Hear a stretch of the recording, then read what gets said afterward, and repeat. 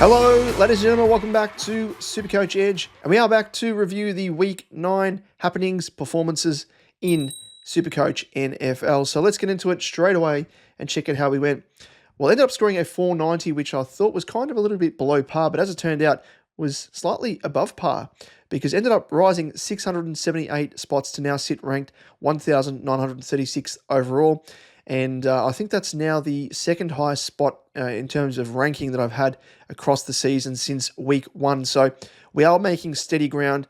And more pleasantly, as you'll see, as I'm about to flick across to my team, you'll see that my team is almost finished. And I was very, very nifty in the way that I was able to bank cash last week and set myself up with the view of making 3 final trades to finalize my team, full primo, top liners across each and every line without needing to downgrade.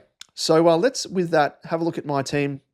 And of course, if you are tuning into the audio podcast side of things, I do encourage you to check us out on YouTube, just visually, much easier to consume and work out what I'm talking about. But here we are. This is the team here. And first and foremost, the trades that I made. Now, you would have heard if you tuned into my team talk last week, what I was looking to do. And the only difference that I made was bringing in JJ McCarthy. And I spoke about him potentially being a target, but unsure if he was going to play. And of course, he was selected back into the team. And I think probably one of the best cash cows last week that you could have got into your team. Had a negative 30-something odd break even, which he obviously smashed. And at a bargain basement price of $3,700,000. He just couldn't say no. So the way that I did things here, and you'll see it on screen if you are tuning into YouTube, I traded out Jalen Hurts, which sounds a bit funny, but obviously on the buy, the choice was either trading out Jackson Dart, who was playing, or Jalen Hurts, who obviously wasn't playing. And I think Dart, he's still got a little bit of money to make.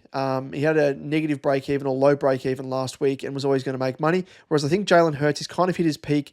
And whilst he's been scoring okay or passable by, I guess, the standards of his price point, I am looking to eventually upgrade and bring in the likes of, say, a Mahomes or even Lamar Jackson. And Jackson came back and looked really, really good in his return game from injury. So he was kind of one that I was eyeing off, and he did drop a little bit of price, which we'll get into later on in this episode when we chat about the trades. But Jalen Hurts down to McCarthy, that gave me pretty much virtually almost 21 million in the bank, topped up things nicely, but ended up using around about 2.5 of that $1 million in my bank to upgrade Nico Collins to Rashid Rice. Now, Rice, I think he's undervalued, and I was a bit iffy on this trade because Nico Collins, I thought he was going to be bouncing back anyway, but I just don't really think he's going to be a top liner. But my reservations were with Rashid Rice.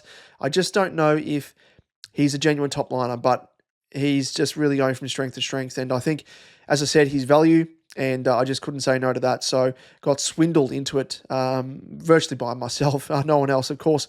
But those are my 2 trades. Obviously out of boost, so couldn't make a third trade even if I wanted to, but that's how things went.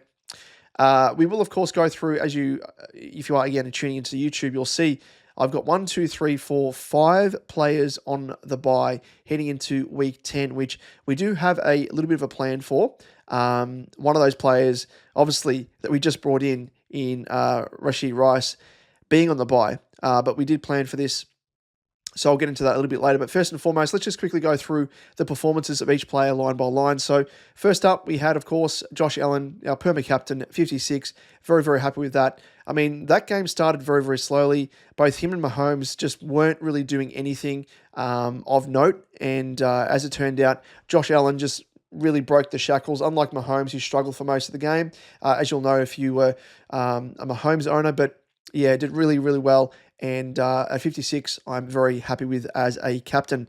Now, JJ McCarthy on debut in my team, scored a 39, looked really, really good, and ended up increasing 3.6 million first up, and now has a -8 break even and will increase around about 1 to 2 million this coming week as well. So a really nice cash cow. Not too late to jump on him if you don't have him, I don't think. So if you do have a Jackson Dart that you want to downgrade, or if you're doing what I did, for example, like a Jalen Hurts down to him, or if you have another player that you can potentially shift via flex DPP, you might look at doing that as well.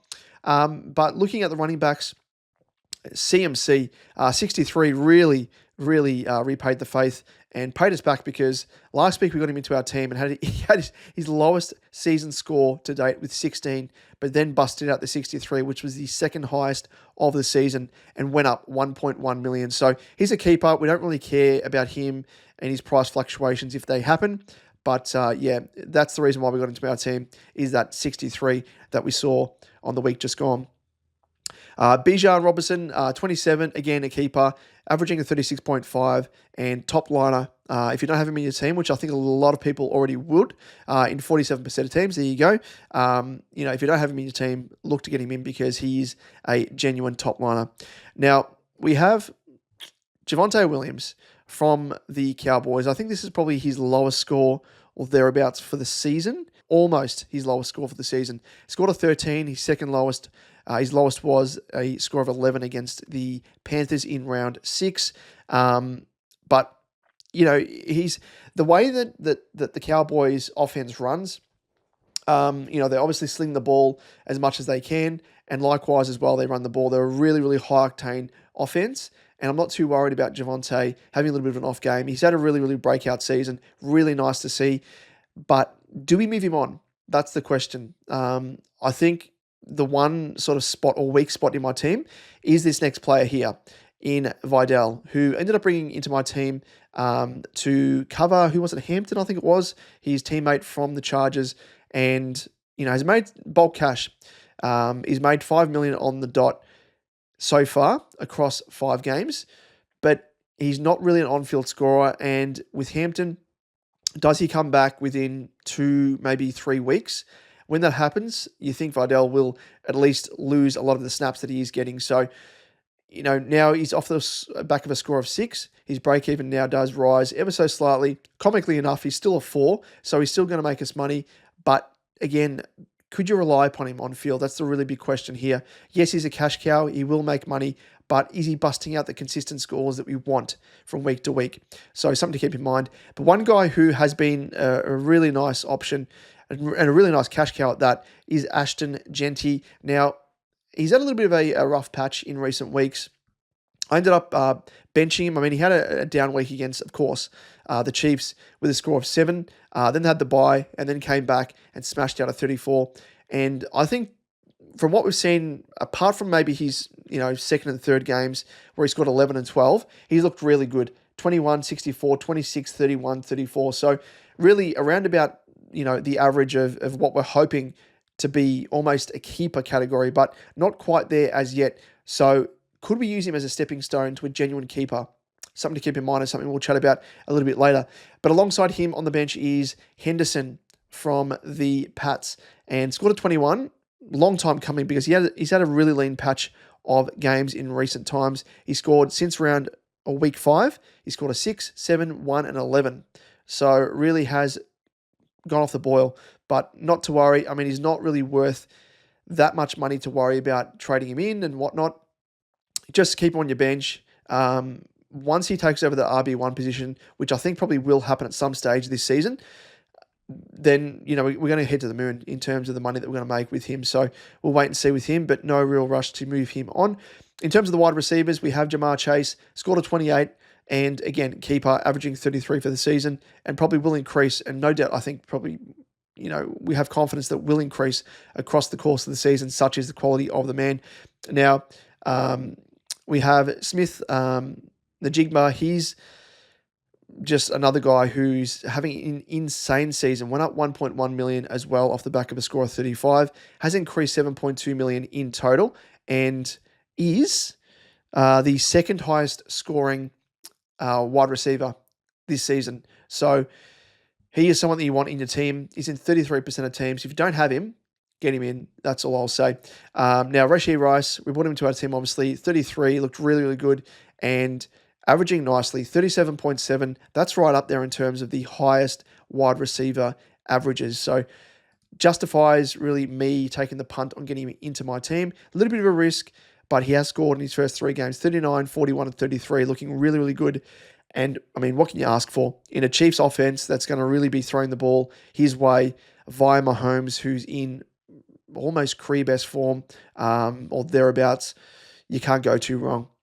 Now, we have, of course, the sun god himself, Amon-Ra St. Brown, scored a 28, again, averaging 33.8, top-line player, and going from strength to strength. Has really had an incredible season.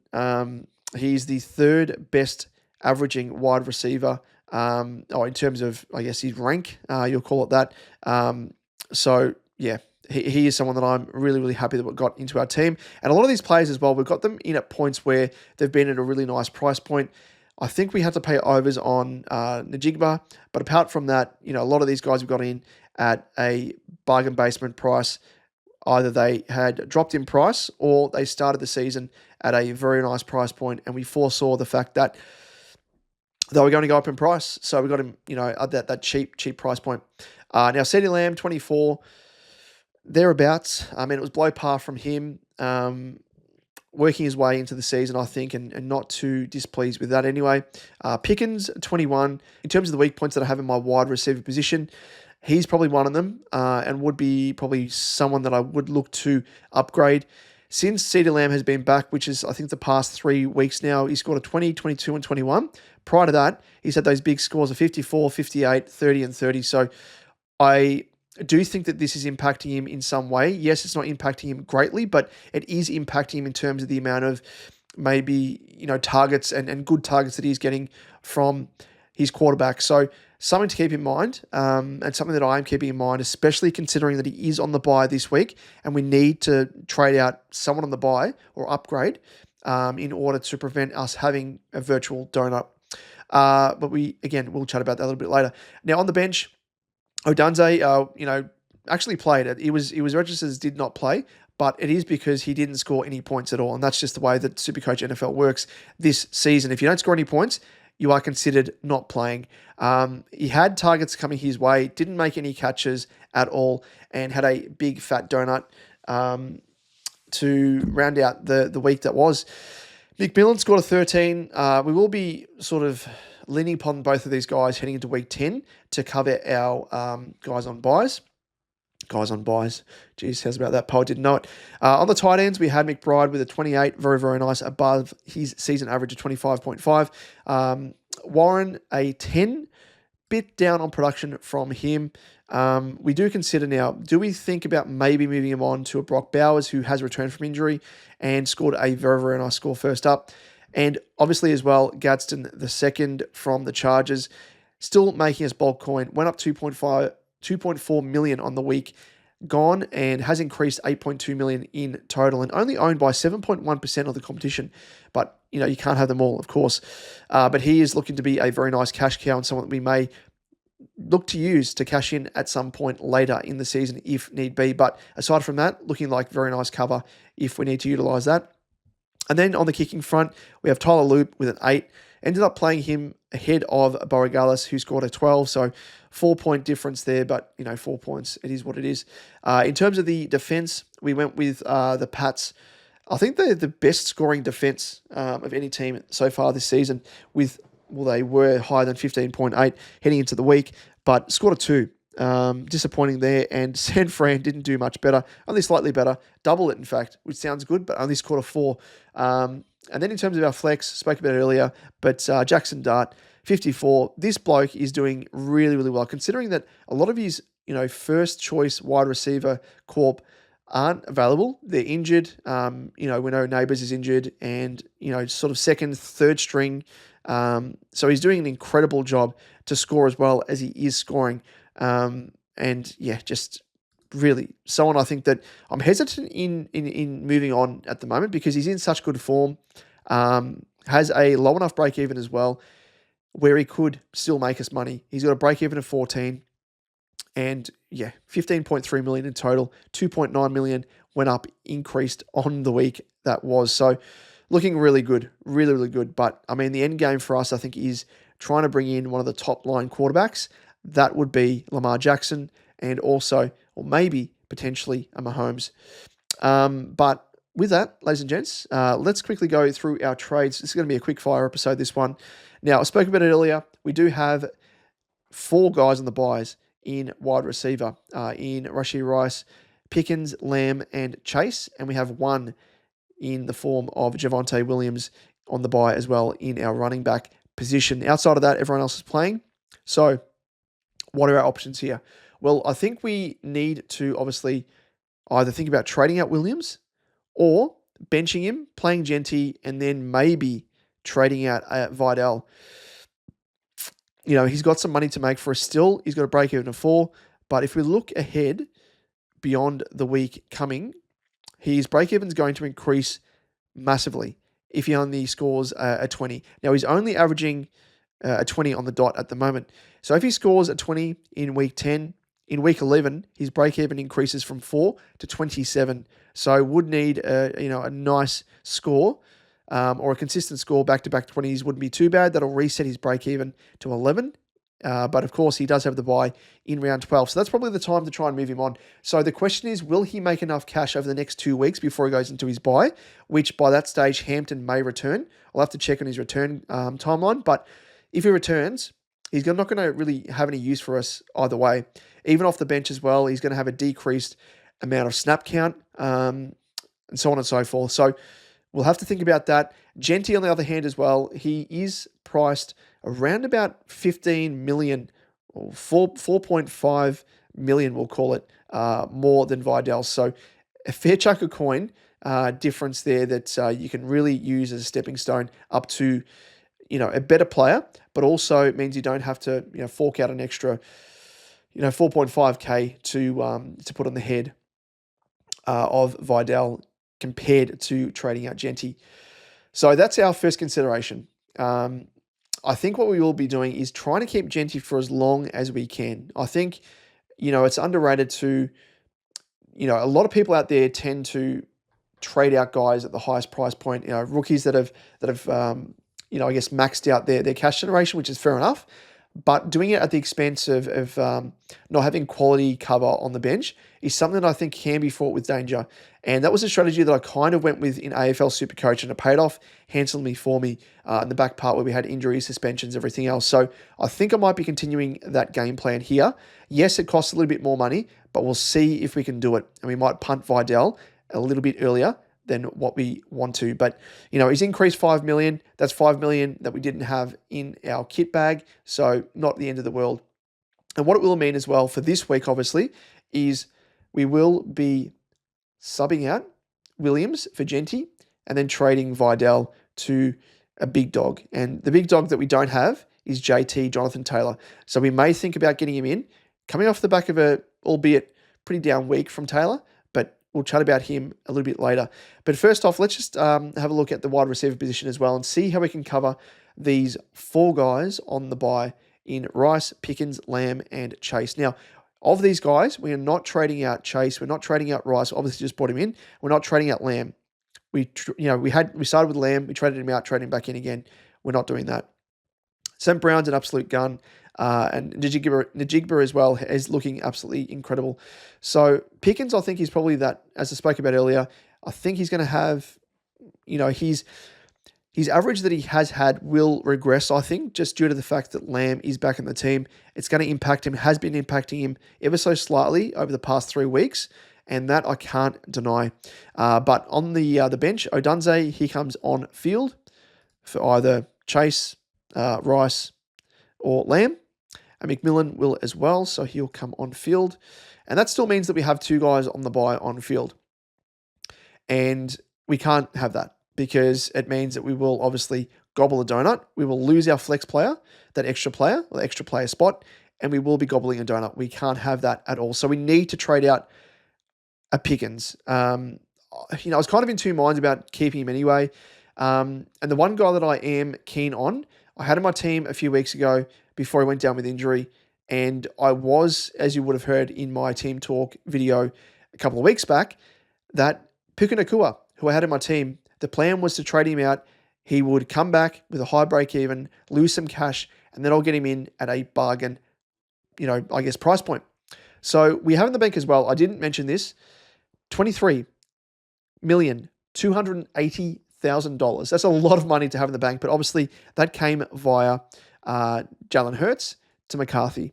And the reason I did that was for this very, very moment here, where I was looking to, fix the three positions I think that I need to upgrade. And that is my running back position 4, which is what Vidal is currently holding. Pickens, which is the running back 6 position, if you want to call it that. And then, of course, my flex position, which is currently occupied by Jackson Dart. So Jackson Dart, end game here, probably will be going to Lamar Jackson. Pickens probably will be going to Puka Nacua. And Vidal will be going to Jonathan Taylor. And that will give me, a fair array of guys that, if you look line by line, just the top line players, top averaging players by and large, and will help me, you would think, climb the ranking spots over the back end of the season. So those are my thoughts there. I think in terms of obviously don't have the boost, so I can only do 2 changes this round. And I think with Lamar Jackson, he's still got a pretty high or high-ish break-even of 77. Plays Minnesota, though. Could do a number. Scored a 50 on the week, just gone, and dropped $1.5 million to now sit priced at $27,510,000. Has dropped $2.5 million in total as well. So a very, very juicy Lamar Jackson. And prior to his injury game, where he scored 22 back in week 4, he scored a 58, 52, and 54 in his first 2 games, and then a 50. So it looks as though his sort of average is going to be around about 45 to 50, which will be a top-line quarterback alongside Mahomes and, of course, Josh Allen. So there is that, but I think I'll park it this week with the high break-even. Yes, I may be foregoing a fair amount of points, but who does... so Jackson Dart plays Chicago. I think he probably should have a decent game against them, hopefully. We'll wait and see. But I'm willing to back him in, and he's obviously got that low break-even as well of 14. So should eke out a little bit more money and be right for the picking next week. Now, speaking of picking and Pickens, a bit of a segue here. This is funny here. If you're watching this on YouTube, have a look at the available cash on my bank. If we are looking to trade out Pickens, who's priced at $16,470,000, I have $39,750,000 to spend, which is ridiculous. I can get anyone. But in terms of guys that I am looking at, I think Puka Nacua speaks for itself. I've got already, in terms of averages, I've got Rashee Rice, who's the top averaging player at the moment in my team. I have Najigba, who's the 3rd highest averaging. I get some Brown, who's the 4th, and Jamar Chase, who is the 5th. And then Pickens is the 7th. CeeDee Lamb is the 8th. So I think Drake London's the only other player that I'd be looking at getting into my team. But I don't know what it is. Something about him that I'm not massive on. I had 3 or 4 down games by his standards, 19, 8, 16, and 12.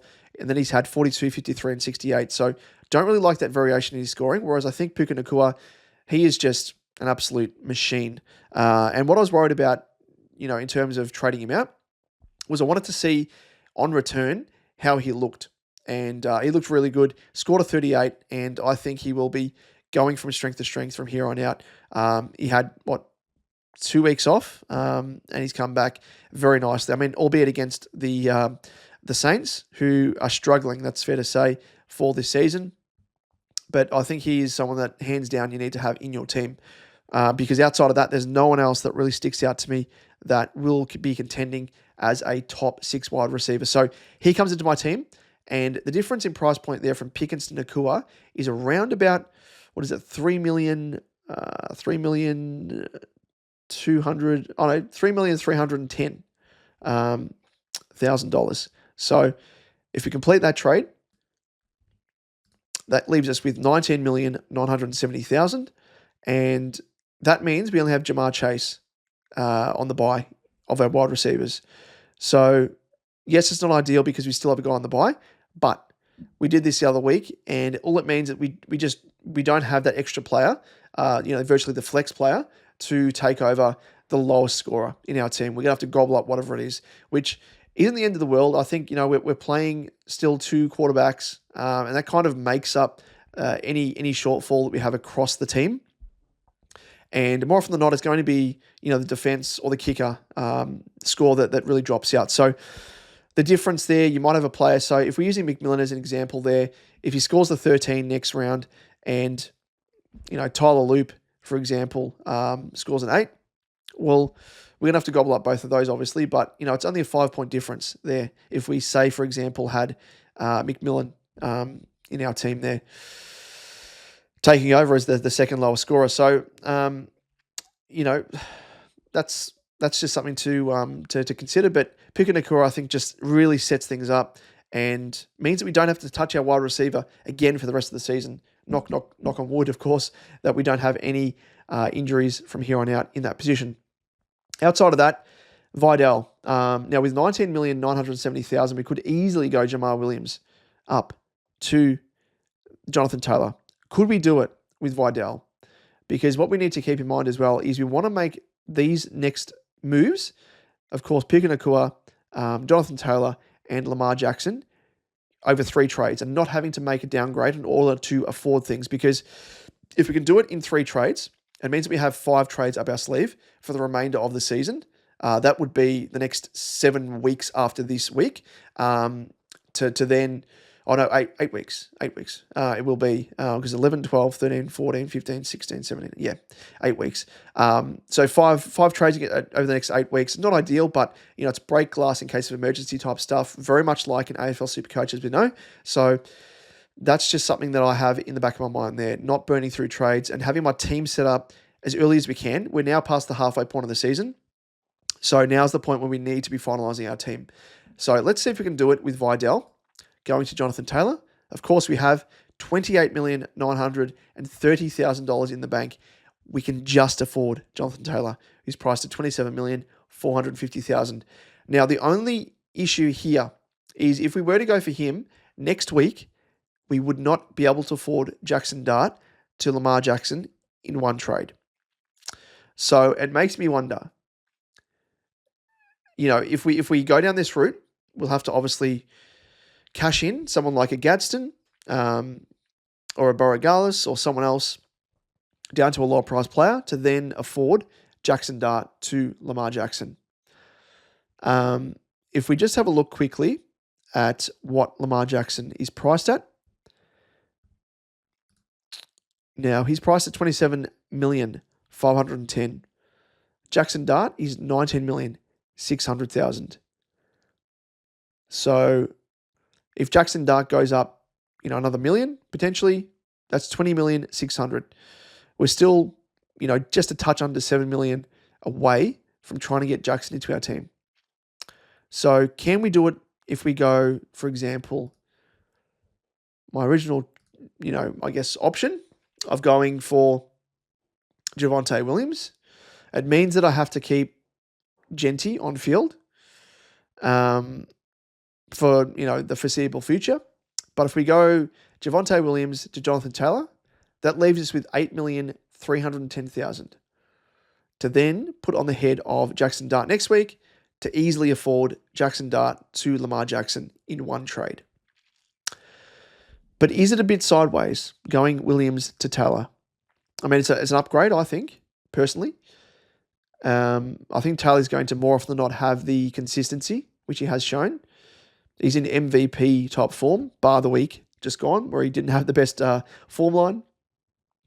But it means that obviously persisting with Genty for as long as we can. And, if we go down this route of going Williams to Taylor, down the line, who are we looking to trade Genty to? That's the question. Would it be James Cook? Maybe. Could be Josh Jacobs. Jamar Gibbs, who's, again, put in a bit of a stinker with an 8 on the weekend. Is he one? Like, he's had some really good games, and the 8's been a bit of an outlier, I think. So maybe we think about doing this. Do we wait a few weeks for Jahmyr Gibbs maybe to drop a little bit more cash? He's already dropped $4 million, mind you. So I think either way, we'd need to use another trade to upgrade or to fund an upgrade of Genty to Jahmyr Gibbs. It's something to think about. It's something to think about. But, I think the main trade that I'm doing is bringing in Nakua. And, yeah, I'll need to work out. I need to work things out. I mean, if I use that extra trade, if I keep Williams, keep Genty, and trade out Vidal, could we do it? Yeah, we can. As I said earlier, 28,930. And Genty gives us an option as well to play off the bench and even use him as a downgrade option as well, if need be. So I'm not too phased with that. So I might stick with that and then just be resigned to the fact that I'll need to use another trade and trade out, a Genty, whether it's next week Genty or a Gadsden or Borregales down to a non-playing kicker to then upgrade, for the upgrade of Jackson Dart to Lamar Jackson. We might do that. But I think, going that route, Vidal to Taylor, that is definitely doable. And it gives us virtually, full strength. Our running backs will be Jonathan Taylor, CMC, Bijan Robinson, and Javonte Williams. So a pretty decent RB line. And I think, interchanging between Genty and Williams based upon matchup is also an option as well. But yeah, very, very happy with that. In terms of VC and C options, of course, we have guys in the buy here, so we can use a VC loophole if need be. Well,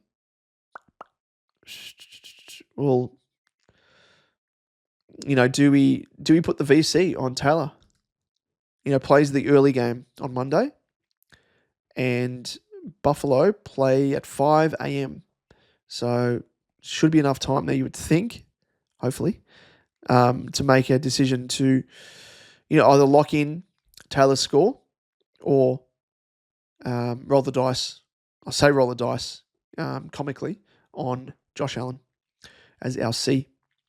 But I think that's it. I think that might be virtually the way things stand. I think the other player I mentioned was Brock Bowers as that position, at tight end. But a lot of people jumping on him. Yes, I know he's got a break even now of -14 off the back of a score of a mammoth 74.